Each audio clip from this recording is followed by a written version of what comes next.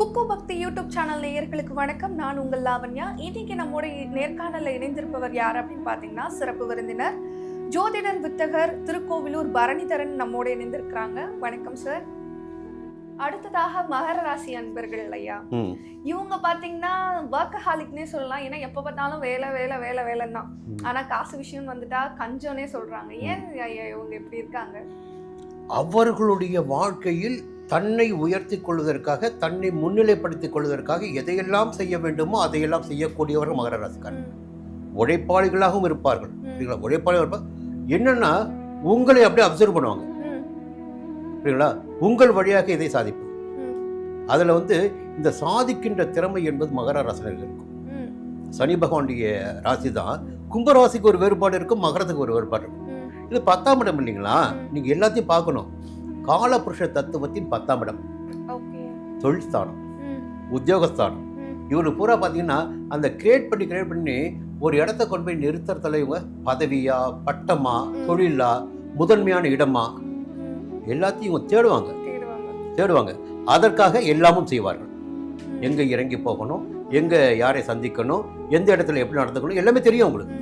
Okay, பொதுவாக மகர ராசியில் பிறந்தவர்களுக்கு கஷ்டம் என்பது வராது. உழைப்பாளி, எல்லா நிலையிலும் வாழ்ந்திடக்கூடிய சக்தி படைத்தவர்கள். சரிங்களா?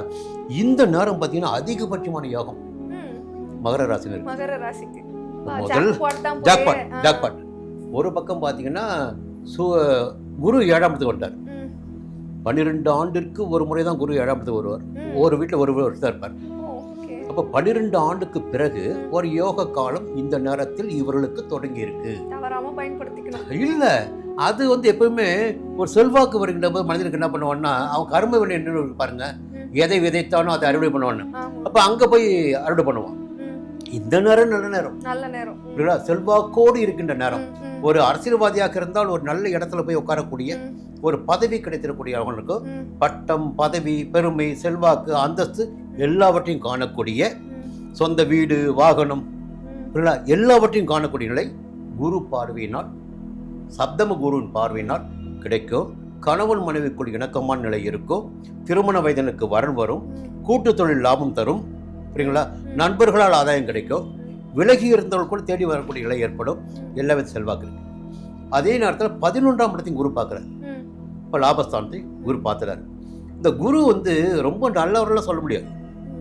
அவர் 11ஆம் இடத்தை பார்க்கிற போது என்ன பண்ணுவார்னா, வேறு ஒரு நட்பினை ஏற்படுத்தி கொடுப்பார். இப்போ 7ஆம் இடம் கலத்திர ஸ்தானம், ஓகே. 11ஆம் இடம் கலத்திரத்திற்கு அப்பாற்பட்ட ஒரு இடம். புரியுங்களா? அதை அண்ணன் ஸ்தானம் சொல்லுவாங்க.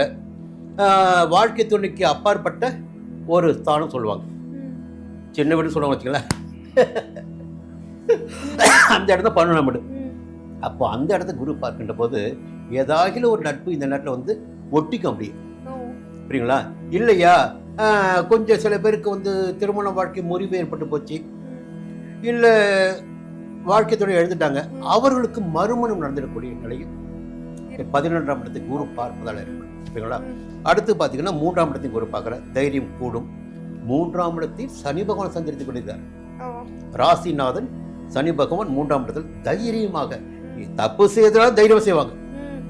புரியுங்களா? யாரும் கர்மகாரங்க இல்லைங்களா, துணிச்சல் இல்லை இருக்கும். பார்த்துக்கலாம். இப்போ ஒரு மனிதனுக்கு செல்வாக்கு வருகின்ற போது தப்பே பண்ணுவாங்க, சாதாரண பண்ண மாட்டான். அந்த செல்வாக்கு, பட்டம், பதவி, பணம் வருது பாருங்க, அப்பதான் அடுத்த பாதை போகும். அப்ப அது போன்ற ஒரு செல்வாக்கான நேரம் இந்த நேரம் மகராசி. 3ஆம் இடத்துல சனி, 7ஆம் இடத்துல குரு, அதற்கு மேலாக சூரியன் வர 6ஆம் இடத்துல இந்த திங்கட்கிழமை. எப்படிங்க? இந்த திங்கட்கிழமை முதல் சூரியன் 6ஆம் இடத்துல. அப்ப எதிரிகளா பார்த்துக்கலாம், வழக்கா பார்த்துக்கலாம், எதிர்ப்பா வியாபாரத்துல போட்டியா பார்த்துக்கலாம், பயமே கிடையாது. துணிஞ்சு இறங்கி அடிப்பாங்க. புரியுங்களா? புதன் 6ஆம் இடத்துல.